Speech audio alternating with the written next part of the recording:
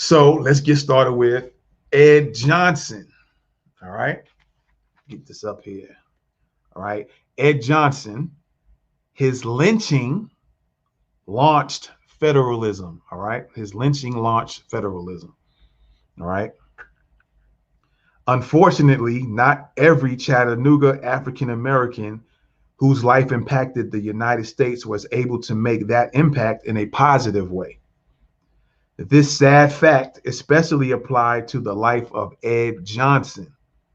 On Monday, March 19th, 1906, Ed Johnson, a young African American male living in Chattanooga, Tennessee, was hanged on the Walnut Street Bridge by a white mob bent on justice. All right. I'm going to pull up the Walnut Street Bridge, different images of the Walnut Street Bridge as it probably looks today. And it's still functional. All right. There it is. That's the Walnut Street Bridge. All right. In Chattanooga, Tennessee. So that's what we're talking about today. All right. Again, Ed Johnson, and on Monday, March 19, 1906, Ed Johnson, a young African American male living in Chattanooga, Tennessee, was hanged on the Walnut Street Bridge by a white mob bent on justice. And this bridge is walked on every day, even now. And folks, I bet you a lot of folks don't even know that Ed Johnson was hung off of this bridge. All right, I'm gonna pull up another video there. There's another angle from the bridge. It's a walking bridge. All right. And so let me continue on here. Johnson had been accused, arrested, tried, and convicted of raping a young white woman by the name of Nevada Taylor. And although she had never had the opportunity to see her rapist and therefore could not positively identify him, he was hanged anyway. All right. As I'm talking and reading this, I'm going to change the images of the bridge. All right. So let me go over this again about this Walnut Street Bridge. All right. Johnson, that's Ed Johnson, had been accused, arrested, tried, and convicted of raping a young white woman by the name of Nevada Taylor. And although she had never had the opportunity to see her rapist and therefore could not positively identify him, he was hanged anyway. All right. Born in 1882, Johnson was not originally from Chattanooga, Tennessee. Very little is known about him, his family, or where they came from. Very little known about them. He lived with his father, who was called Skinbone because of his skinny frame. Johnson also had a sister, but it is unknown whether she also lived with their father. Johnson did not have much of an education and reportedly never even finished the fourth grade. He had no special skills, preferring to work with his hands. He enjoyed carpentry and performing such work as roofing and janitorial duties. It is also known that he helped someone do roofing work for 2 churches, and that he also assisted in working on additions to 3 houses. In addition, Johnson was known to work in the Last Chance Saloon from time to time, performing such duties as mopping and tending to the pool tables. Most of the time, he exchanged his manual labor, most of the time he exchanged his manual labor for food and a place to sleep. Johnson's simple life changed the night young Nevada Taylor started out for home after a long day's work. Taylor lived near the Forest Hills Cemetery at the foot of Lookout Mountain, even though her home was well within sight and shouting distance when the attack occurred. No one in the neighborhood saw or heard anything. Someone simply slipped up behind her and tightened a leather strap around her neck. She quickly lost consciousness, and when she awoke, her clothing was disheveled. Only later, as a doctor examined her in the safety of her own home, did she discover that she had been raped. All right.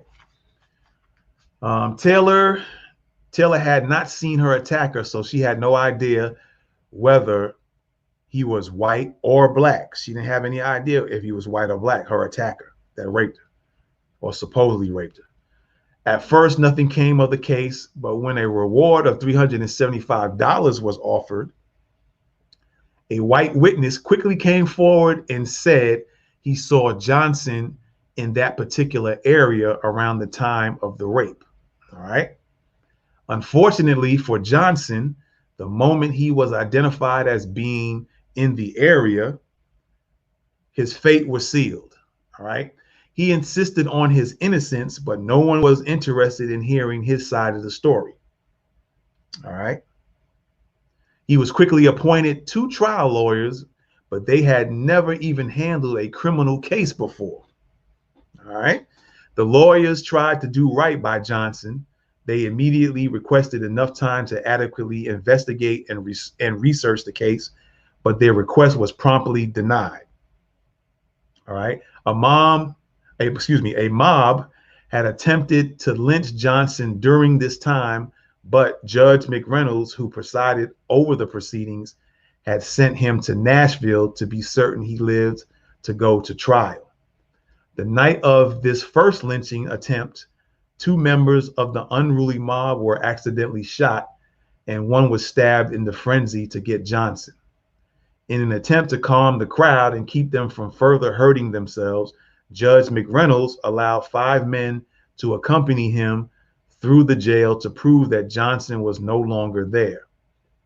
Once the men were satisfied, they dispersed. As unruly as they had been, not a single member of the mob was arrested. All right. Check that out. As the trial drew near, an all-white jury was chosen, which was definitely no coincidence. The evidence indicated that the judge and the court officials had taken measures to be certain that no black man would be called to serve in the case. This, of course, was a violation of the 14th Amendment, which stated that any states or counties that systemically kept black people out of the jury pool were violating the Equal Protection Clause. Nevertheless, Johnson was quickly tried by the all-white jury and was convicted and sentenced to death for the crime of rape. Now, remember earlier I said that Nevada Taylor, which was the white female victim, had no idea if the suspect was white or black, all right? And then all of a sudden, this witness popped up. Once there was a reward for or offer for $375, all of a sudden the witness popped up and said, yeah, I seen Ed Johnson in the area, okay? Nevertheless, Johnson was quickly tried by the all-white jury and was convicted and sentenced to death for the crime of rape. Soon after his conviction, Skinbone, which is Ed Johnson's father, his father, approached attorneys Noah Walter Pardon and Styles Linton Hutchins. Interesting. All right. Because we're going to talk about Styles Hutchins in a little bit. So again, Skinbone, his father, Ed Johnson's father, approached attorneys Noah Walter Pardon and Styles Linton Hutchins and asked them to appeal Ed's conviction. They did, traveling to the Supreme Court to argue for a stay of execution until the facts of the case could be investigated. This act, arguing for a stay of execution before the Supreme Court, set several precedents. First of all, this was the first time an African American, Noah Pardon, in this case, had ever argued for a stay of execution in the Supreme Court. All right. This was also the first time that a stay of execution was granted for an African American. Additionally, it marked the first time that an African American was designated a lead counsel in a Supreme Court case. As fate would have it, however, Noah Pardon would never get to argue the case before the Supreme Court justices because Johnson was lynched anyway. On that fateful night, the lynch mob began marching from the St. Elmo area. Y'all in Tennessee, Chattanooga, Tennessee, y'all know where St. Elmo is. St. Elmo area, all the way to the courthouse. Word spread quickly that the mob was approaching, but nothing was done. These men were furious that the Supreme Court had agreed to a stay of execution.